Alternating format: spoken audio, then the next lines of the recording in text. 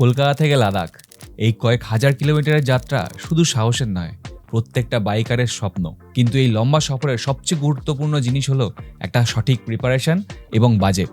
আজকের এই ভিডিওতে আমি আপনার সাথে কলকাতা থেকে লাদাখ বাইকে যাওয়ার প্রিপারেশন নিয়ে ডিটেলসে আলোচনা করব এবং তার সাথে থাকবে বাইক সংক্রান্ত সমস্ত ডিটেলস, যেমন কোন বাইক নিয়ে লাদাখ যেতে পারবেন, স্কুটি নিয়ে লাদাখ যেতে পারবেন কিনা, আর সব শেষে থাকবে হচ্ছে বাজেট, মানে এই কলকাতা থেকে লাদাখ যেতে টোটাল 20 থেকে 21 দিনের ট্রিপে কত টাকা খরচা হবে। এছাড়া কলকাতা থেকে লাদাখ যাওয়ার বাইকের রুট প্ল্যান ও পারমিট নিয়ে কিন্তু আমি ডিটেলসে অলরেডি ভিডিও বানিয়ে ফেলেছি। আপনারা যদি সেই ভিডিওটা না দেখে থাকেন, এই ভিডিওটা দেখা শেষ করে আমার রুট প্ল্যান ও পারমিটের ভিডিওটা অবশ্যই দেখে আসবেন। তাহলে আশা করছি আপনার কলকাতা থেকে লাদাখ যাওয়ার 16 কলাপূর্ণ তথ্য পেয়ে যাবেন। এই ভিডিওটাকে আমি প্রধানত 3টা বিভাগে ভাগ করেছি। সবার প্রথমে আলোচনা করব কলকাতা থেকে লাদাখ যাওয়ার বাইকের প্রিপারেশন সংক্রান্ত সমস্ত ডিটেলস। আপনাদের মধ্যে অনেকেই হয়তো কলকাতা থেকে লাদাখ প্রথমবার যাবেন এবং এই জার্নিটা কিন্তু খুবই উত্তেজনাপূর্ণ। এই বাইক রাইডে কি কি জিনিস ক্যারি করবেন, কিভাবে জিনিসপত্র গুছিয়ে নেবেন, কোন কোন জিনিসগুলো নেওয়া খুবই দরকার, কোন কোন জিনিসগুলো না নিলেও হবে, সেই ব্যাপারগুলো কিন্তু আপনাদের মাথার মধ্যে অলরেডি ঘোরা শুরু হয়ে গেছে। চিন্তা করবেন না, সমস্ত ডিটেলস নিয়ে আমি আপনাদের সাথে আলোচনা করছি, যাতে আপনারা খুব সহজেই ব্যাগটাকে ভালোভাবে গুছিয়ে নিতে পারেন। আমরা এখানে প্রধানত 4টি জিনিস নিয়ে আলোচনা করব। একটা হচ্ছে পোশাক, 2 নম্বর হচ্ছে ব্যক্তিগত যত্নের সামগ্রী, 3 নম্বর হচ্ছে খাবার ও পানীয় এবং 4 নম্বর হচ্ছে জরুরি কাগজপত্র। সবার প্রথমে আমি আলোচনা করি জামা কাপড় নিয়ে। লাদাখ কিন্তু জেনারেলি একটা শীতপ্রধান অঞ্চল, আর সমুদ্রপৃষ্ঠ থেকে লাদাখ 14,000 ফিট থেকে 19,000 ফিট উপরে, তো বুঝতেই পারছেন টেম্পারেচার অনেক কম থাকে। তো তার জন্য পর্যাপ্ত পরিমাণে ঠান্ডার জামা কাপড় নিয়ে যাওয়াটা কিন্তু খুবই ইম্পর্টেন্ট। আর ঠান্ডার জামা কাপড় পরে বাইক চালানোর জন্য আপনাকে 3 রকম ভাবে জামা কাপড় পরতে হবে। একটা হচ্ছে বেস লেয়ার, একটা হচ্ছে মিড লেয়ার, আর একটা হচ্ছে আপার লেয়ার। বেস লেয়ারে সাধারণত আপনার আন্ডারওয়্যার, বক্সার, থার্মাল এই ধরনের জামা কাপড়গুলো থাকে, যেগুলো আপনার একেবারে স্কিনের সাথে লেগে থাকবে। এই জামা কাপড়গুলো সাধারণত আপনাকে শরীর গরম রাখতে সাহায্য করবে। এরপরে আসছে মিড লেয়ার। মিড লেয়ারে আসছে আপনার টি শার্ট বা ফ্লিজ বা ফুল শার্ট। এইগুলো প্রধানত আপনাকে উষ্ণতা দেবে এবং আপনারা চাইলে যখন তখন এই জামা কাপড়গুলো চেঞ্জ করতে পারবেন। আর এর উপরে থাকে হচ্ছে টপ লেয়ার, যেমন ধরুন জিন্সের প্যান্ট বা মোটা একটা ভারী জ্যাকেট, যেটা আপনাকে ওভারঅল ঠান্ডা থেকে রক্ষা করবে। এই ধরনের জামা কাপড়গুলো আপনারা কিন্তু প্যাক করে নিতে পারেন। তো এই গেল নর্মাল জামা কাপড়। এবার আসি সেফটি গিয়ার্সে। দেখুন, আপনি বাইক চালিয়ে যাবেন কলকাতা থেকে লাদাখ, প্রায় 6,000 কিলোমিটারের জার্নি যাওয়া আসা। তো তার জন্য আপনাকে সমস্ত রকম সেফটি মাথায় রেখে চলতে হবে। সেফটি গিয়ারের তালিকায় সবার প্রথমে বাইক চালানোর জন্য যেটা দরকার হয় সেটা হচ্ছে হেলমেট। একটা ভালো কোয়ালিটির ফুল ফেস হেলমেট কিন্তু এই লাদাখ ট্রিপে আপনারা অবশ্যই ক্যারি করবেন। হেলমেটের নিচে পরার জন্য বালাক্লাভা, উইন্টার বালাক্লাভা আলাদা পাওয়া যায় আর অল ওয়েদার বালাক্লাভা আলাদা পাওয়া যায়। তো আপনাদেরকে আমি সাজেস্ট করবো 2 ধরনের বালাক্লাভাই রাখুন, কারণ যখন আপনি হাই অল্টিটিউডে পৌঁছে যাবেন তখন কিন্তু আপনাকে উইন্টারের বালাক্লাভাটা পরতে হবে, যেটা আপনাকে ঠান্ডার থেকে বাঁচিয়ে রাখবে।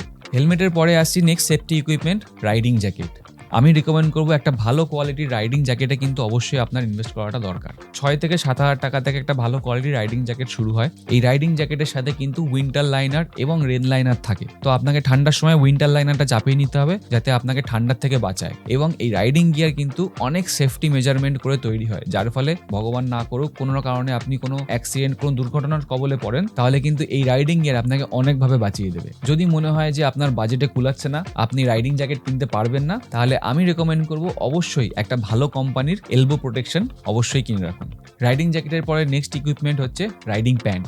রাইডিং প্যান্টও একইভাবে খুবই গুরুত্বপূর্ণ এই এত বড় ট্যুরে রাইড করার জন্য।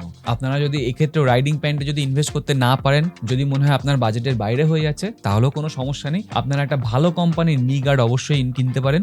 1000 থেকে 2000 টাকায় কিন্তু আপনারা ভালো কোম্পানির নি গার্ড পেয়ে যাবেন, রাইনক্স কোম্পানি হোক বা প্রো বাইকার্সের হোক। আপনারা খুব ভালোভাবে ওগুলো ইউজ করতে পারবেন। এরপরে থাকছে হচ্ছে রাইডিং বুট। রাইডিং বুটের সবচেয়ে বড় কোয়ালিটি সেটা হলো যে অ্যাঙ্কেল প্রোটেকশন এবং টো প্রোটেকশন। কোনো কারণে যদি আপনি বাইক থেকে পড়ে যান বা কোনো দুর্ঘটনা ঘটে, আপনার পাটাকে কিন্তু রাইডিং বুট পুরোপুরি বাঁচিয়ে দেবে। আজকের এই সময় কিন্তু 3 থেকে 3,500 টাকা থেকে রাইডিং বুট পাওয়া যায়। তো আপনারা চাইলে রাইডিং বুটে কিন্তু অবশ্যই একটা ইনভেস্ট করতে পারেন, আপনাদের কাজে লাগবে। এছাড়া আরও 2টো জিনিস, যেমন হলো রাইডিং গ্লাভস। গ্লাভস কিন্তু খুবই ইম্পর্টেন্ট। আপনারা শুধুমাত্র রাইডের কথা না ভেবে আপনারা যদি ডেলি কমিউটেও একটা রাইডিং গ্লাভস পরে রাইড করেন, তাহলেও কিন্তু আপনার সেফটির দিক থেকে অনেক সুবিধা। বাই চান্স যদি আপনি পড়ে যান, তখন আপনার সবার প্রথমে যেটা পড়ে হচ্ছে আপনার হাত। আপনি হাত দিয়ে সবসময় আপনার বডিটাকে সাপোর্ট দেওয়ার চেষ্টা করেন। তো সেই সময় কি হয়, হাতের উপরে ম্যাক্সিমাম প্রেশারটা আসে। তো সেইখানে যদি আপনি একটা ভালো কোয়ালিটির রাইডিং গ্লাভস ইউজ করেন, তো আপনার হাতটাকে কিন্তু, আপনার হাতের তালু, আপনার হাতের পামটাকে কিন্তু অনেকটা বাঁচিয়ে দেবে। তো জামা কাপড়, রাইডিং গিয়ার সম্বন্ধে তো বলে দিলাম। এবার আসি ব্যক্তিগত সামগ্রী নিয়ে। ভ্রমণের ক্লান্তি দূর করে সতেজ থাকতে এবং প্রতিটা মুহূর্ত উপভোগ করতে কিন্তু ব্যক্তিগত যত্নের খুবই প্রয়োজন।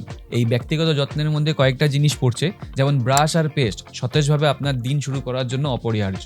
হ্যান্ড ওয়াশ অথবা সোপ পেপার আপনারা ইউজ করতে পারেন যে কোনো জায়গায় নিজেকে পরিষ্কার এবং জীবাণুমুক্ত রাখার জন্য। এছাড়া লিপ বাম আর বোরোলিন কিন্তু আপনারা অবশ্যই ক্যারি করবেন, যেটা আপনাকে পরিবর্তিত আবহাওয়ায় আপনার ঠোঁটকে শুষ্কতার হাত থেকে রক্ষা করবে। এছাড়া face wait tissue, dry tissue, nail কাটার, চিরুনি এই জিনিসগুলো কিন্তু ক্যারি করতে ভুলবেন না। এই 21 দিনের রাইডে আপনি যদি প্রতিদিন পরিষ্কার ও সতেজ থাকেন তাহলে কিন্তু একটা আলাদা রকমের এনার্জি আপনার সাথে প্রতিদিন রাইডে থাকবে।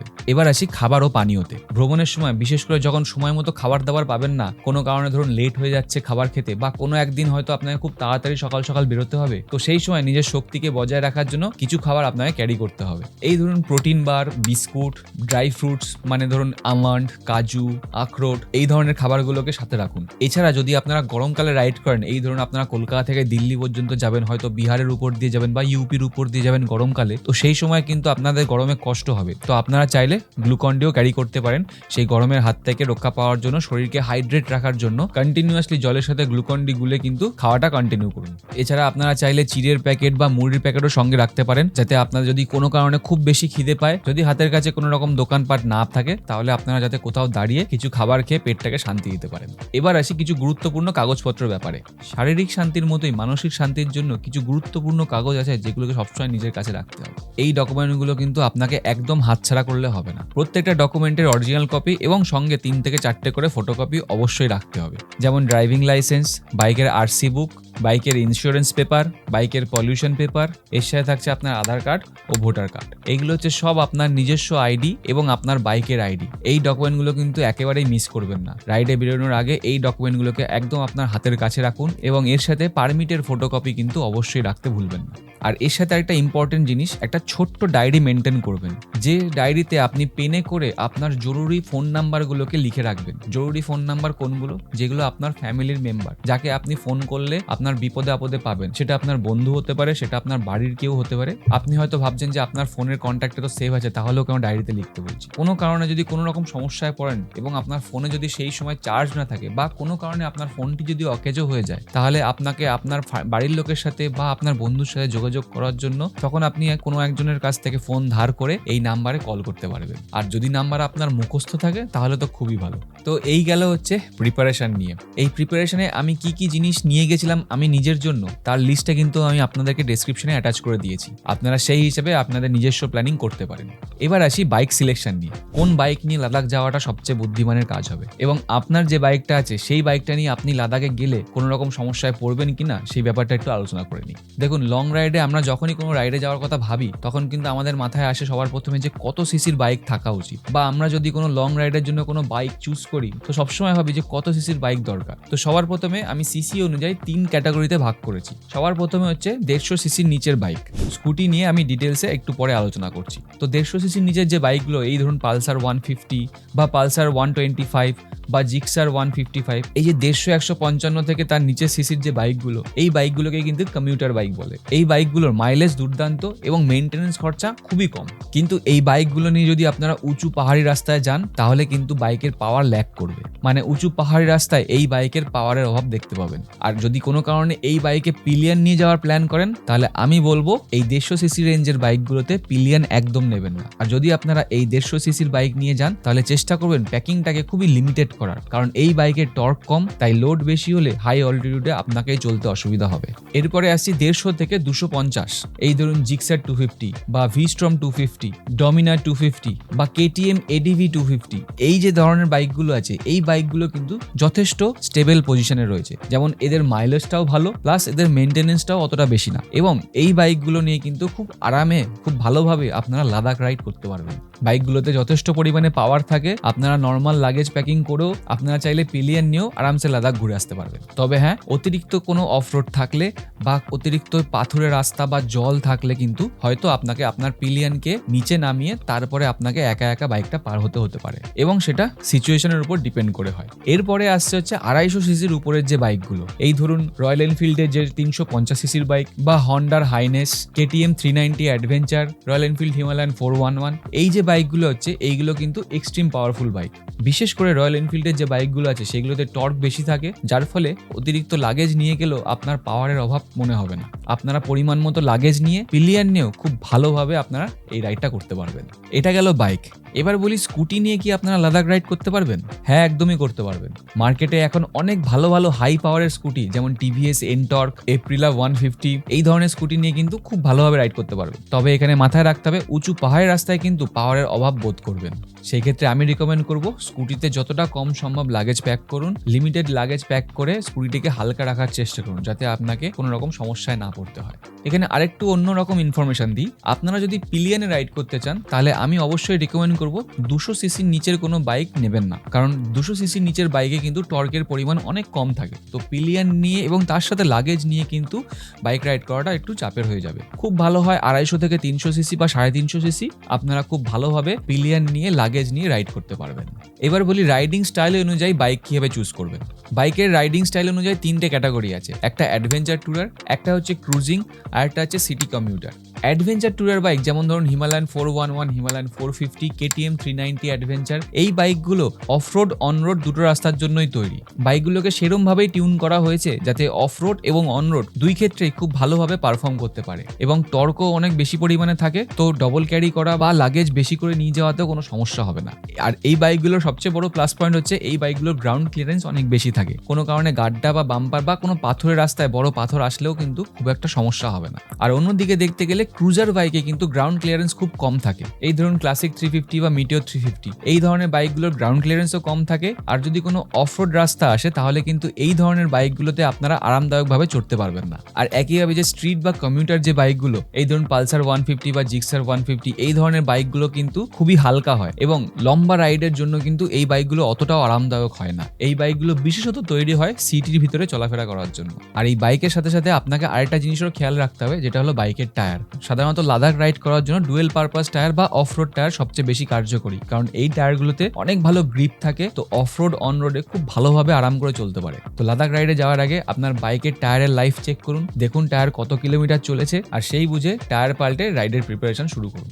বাইকের ক্যাটাগরি সম্বন্ধে তো বুঝে গেলেন। এবার আপনারা যদি মনে করেন যে লাদাখে যাবেন নিজের বাইক না নিয়ে আপনারা রেন্টেড বাইক নিয়ে যাবেন, তাহলে সেই অপশনে কিন্তু লাদাখে অ্যাভেলেবেল আছে। আপনারা যদি আমার রুট প্ল্যানের ভিডিওটা ফলো করে থাকেন তাহলে লাদাখে পৌঁছে একদিন কিন্তু আপনাকে এক্সট্রা স্টে করতে হবে, তো সেখানে চাইলে আপনারা 2 দিন এক্সট্রাও স্টে করতে পারেন এবং আপনারা লে থেকে বাইক রেন্ট নিতে পারেন। আমি রেকমেন্ড করব আপনারা লে সিটি থেকেই বাইক রেন্ট নিন।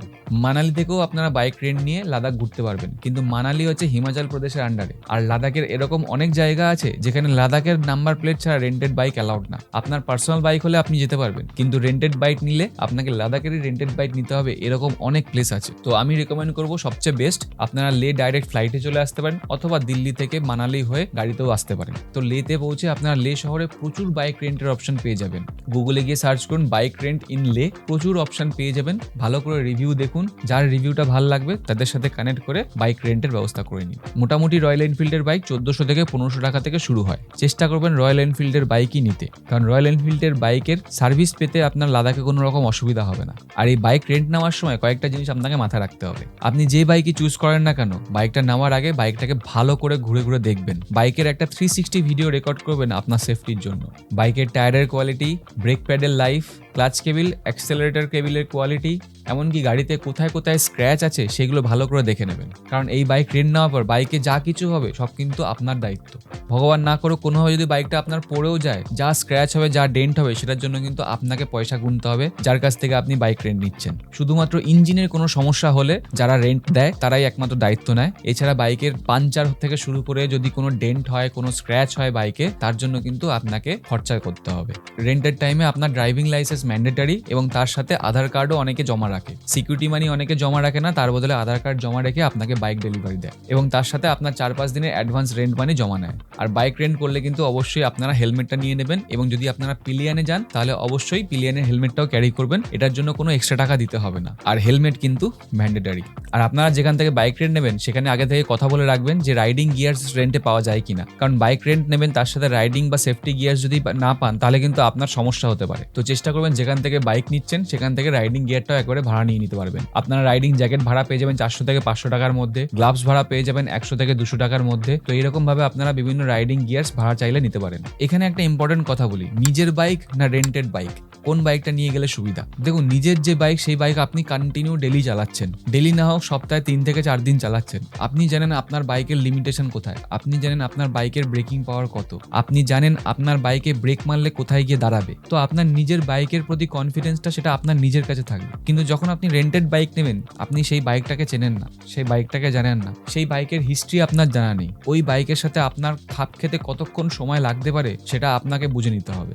তবে সবশেষে বলি, যেই বাইকই নেন না কেন, আপনার স্কিল এবং আপনার প্রিপারেশনই কিন্তু ইম্পর্টেন্ট। স্কিল এবং প্রিপারেশন থাকলে আপনার লাদাখ রাইড কোনো সমস্যা হবে না, খুব ভালোভাবে ঘুরে আসতে পারবেন। এবার আসি লাদাখের মেইন টপিক, বাজেটে। কলকাতা থেকে লাদাখ যেতে কত টাকা বাইকে খরচা হবে? এই প্রশ্নটা কিন্তু আমার টোটাল লাদাখ সিরিজের প্রত্যেকটা ভিডিওতে সবাই কমেন্ট করেছে যে কত টাকা খরচা হবে দাদা, একটা হিসাব দাও। তো সেই হিসাব নিয়ে কিন্তু আজকের এই ভিডিওটা। দেখুন, লাদাখ বাইক ট্রিপের মোট খরচ নির্দিষ্ট নয়, এটা সম্পূর্ণ ডিপেন্ড করে আপনি কিভাবে বাইক ট্রিপ করছেন, কোথা থেকে রাইড শুরু করছেন, কদিনের জন্য প্ল্যান করছেন, কোথায় কোথায় থাকছেন, হোটেলে থাকবেন না টেন্টে থাকবেন, কটেজে থাকবেন না হোমস্টেতে থাকবেন, এই সব কিছু মিলিয়ে একটা বাজেট তৈরি করা হয়।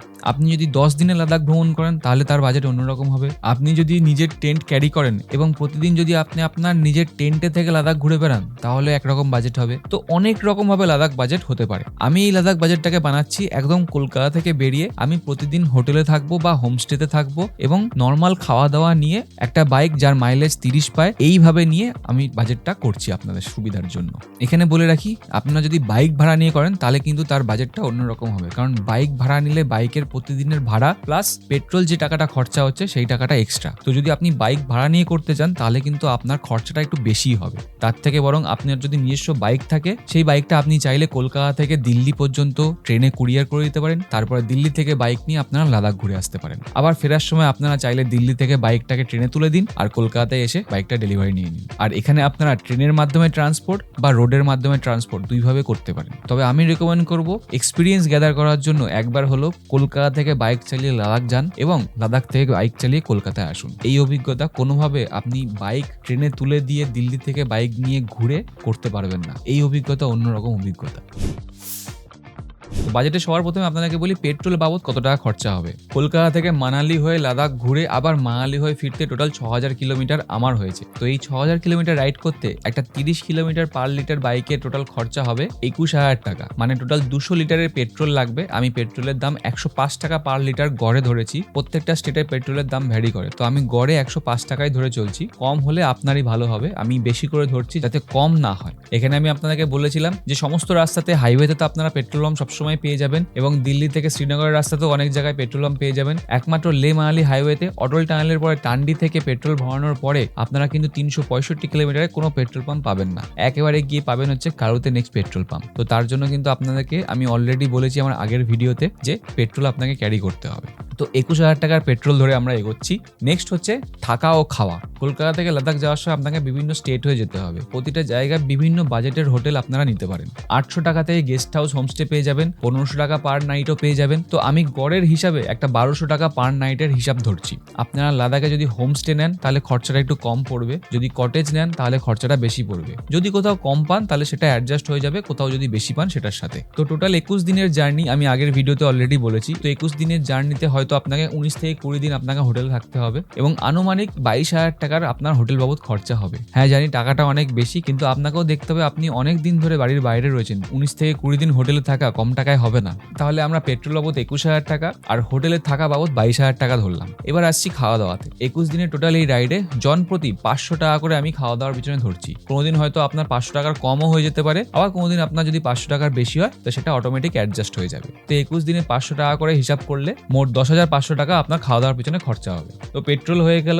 থাকা হয়ে গেল, খাওয়া হয়ে গেল। এছাড়া থাকছে হচ্ছে পারমিট। পারমিটে আপনাদেরকে আগেই দেখিয়েছিলাম যে জন প্রতি 400 টাকা করে খরচা হয়, 400 থেকে 450 টাকা জন প্রতি পারমিটে খরচা। এছাড়া পারমিটের জন্য লাদাখ রিজনে আর কোনো খরচা নেই। তো এই সব কিছু মিলিয়ে আপনি যদি একা ট্রাভেল করেন, আপনি যদি সোলো যান তাহলে কিন্তু আপনার টোটাল 54000 টাকা খরচা হবে এবং এর সাথে আপনাকে একটা এক্সট্রা টাকা ধরে রাখতে হবে, যে টাকাটা প্রবাবলি হয়তো আপনার বাইক মেইনটেনেন্সে কাজে লাগবে, হয়তো আপনাকে কোনো জায়গায় মোবিল চেঞ্জ করতে হলো বা ছোটোখাটো বাইকে কোথাও রিপেয়ারিং করতে হলো বা আপনার কোনো এক্সট্রা টাকা দরকার লাগলো, তো সেইটা বাবদ আমি 3000 টাকা আরো এক্সট্রা ধরলাম। তো 54000 টাকা আর 3000 টাকা এক্সট্রা ধরে একজন সোলো বাইক রাইডারের 57000 টাকা লাদাখের পিছনে খরচা হবে, যদি সে প্রতিদিন হোটেলে থাকে এবং খাওয়া দাওয়াটা 500 টাকার মধ্যে করে। আর এই সেম রাইডটাই যদি দুইজন বন্ধু বন্ধু মিলে করেন তাহলে ঠিক এই হোটেলের 22,000 টাকাটা দুইজনের মধ্যে ভাগ হয়ে যাবে এবং আনুমানিক এক একজনের তখন খরচা নেমে যাবে 46,000-এ। আপনারা যদি চান বাজেট কমিয়ে ট্রাভেল করতে তাহলে আপনাকে কিন্তু গ্রুপে ট্রাভেল করতে হবে। 2 জন বন্ধু বা 3 জন বন্ধু বা 4 জন বন্ধু মিলে ট্রাভেল করেন তাহলে কিন্তু খরচাটা অনেক জায়গায় কমে যাবে। আর যদি আপনারা পথে হোমস্টে বেছে নেন বা আপনারা যদি টেন্টে থাকেন, আপনারা যদি নিজেরা টেন্ট ক্যারি করেন এবং কোনো সেফার প্লেস যেমন ধরুন পেট্রোল পাম্প এইসব জায়গা বা সারচুতে অনেক জায়গাতে টেন্টের অ্যাকোমোডেশন আপনারা নিতে পারেন, সেখানে আপনারা অনেক কম খরচায় হয়ে যেতে পারে। এছাড়া আপনারা যদি লাদাখ অফ সিজনে ভ্রমণ করেন সেক্ষেত্রেও কিন্তু খরচাটা অনেকটা কম হয়ে যায়। এছাড়া আমি বলবো অতিরিক্ত হাবিজাবি খরচাগুলোকে মেনটেন করে রাখুন এবং বাইকের proper service, proper maintenance time to time করুন, যাতে আপনাকে লাদাখ রাইডে বাইক আপনাকে কোনো রকম ভাবে না ভুলায়। তো ফাইনালি আমি আশা করছি আপনাদেরকে সমস্ত রকম ডিটেলস দিয়ে শেয়ার করতে পেরেছি। ভালোভাবে প্ল্যান করুন, প্রপার প্রিপারেশন নিন, বেরিয়ে পড়ুন লাদাখের উদ্দেশ্যে, ভালোভাবে এনজয় করুন লাদাখটাকে।